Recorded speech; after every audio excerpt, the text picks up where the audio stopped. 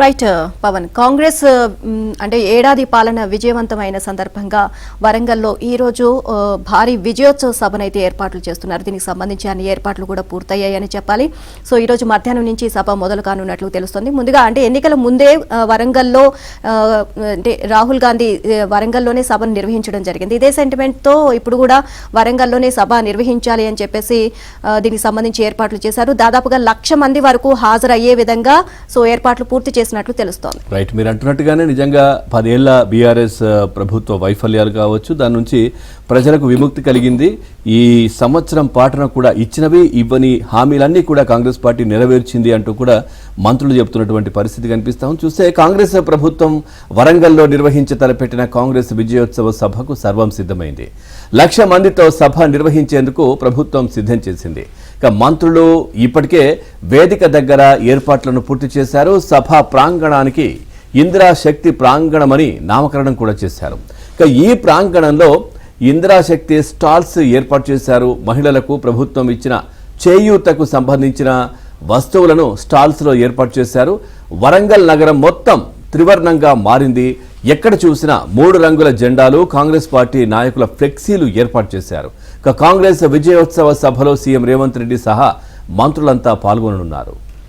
Overall గా ఇదే అంశానికి సంబంధించి మరిన్ని అప్డేట్స్ మా కరెస్పాండెంట్ నవీన్ అడిగి తెలుసుకుందాం.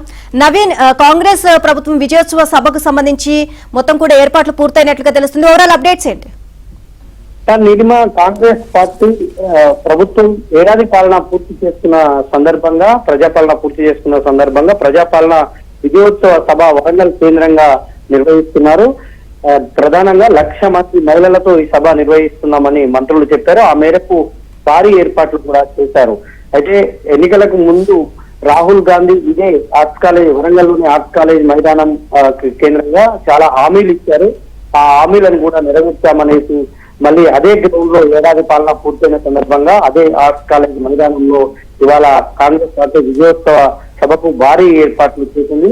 ఈ నేపథ్యంలో మొత్తం కూడా 1,00,000 మంది మహిళలను సేకరించడం, ఎందుకంటే ప్రభుత్వం మహిళా సాధికారత పైన ప్రత్యేకమైనటువంటి దృష్టి పెట్టి మహిళల అభివృద్ధి కోసం ఫోకస్ పెట్టినటువంటి నేపథ్యంలో మహిళలనే టార్గెట్ చేసుకుని మహిళల అందరినీ కూడా గ్యాదర్ చేసి వాళ్ళకు ఈ అభివృద్ధి ఫలాలను వివరించాలనేటువంటి ఉద్దేశంతో ఇక్కడ సభ నిర్వహిస్తున్నారు. గత బీఆర్ఎస్ ప్రభుత్వంలో మంత్రులు చెప్తున్నట్టు 10 ఏళ్ల పాటు దుష్ట పరిపాలన అంతమైన తర్వాత ప్రజాపాలన ఆవిష్కృతమైంది. ఈ ప్రజాపాలనలో ఈ ప్రజలకు ఏం చేస్తాము, ఈ 6 గ్యారంటీలతో పాటు ఇతర హామీలు, ఇచ్చిన హామీలు, ఇవ్వని హామీలను కూడా చాలా వరకు నెరవేర్చామని చెప్తూ వాళ్ళంతా కూడా ఒక ఈ వేదికగా, వరంగల్ వేదికగా మహిళలకైతే ఒక అంటే ప్రజాపాలన గురించి చెప్పబోతున్నారు.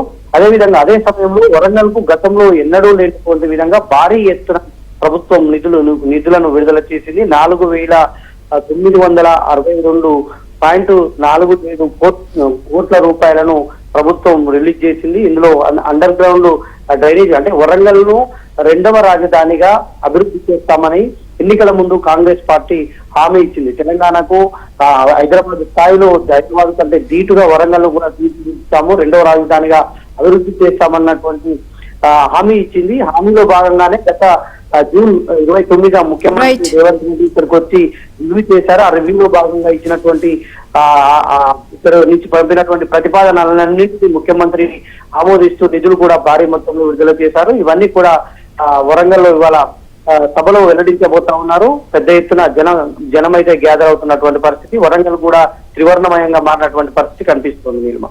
Right, thank you Naveen.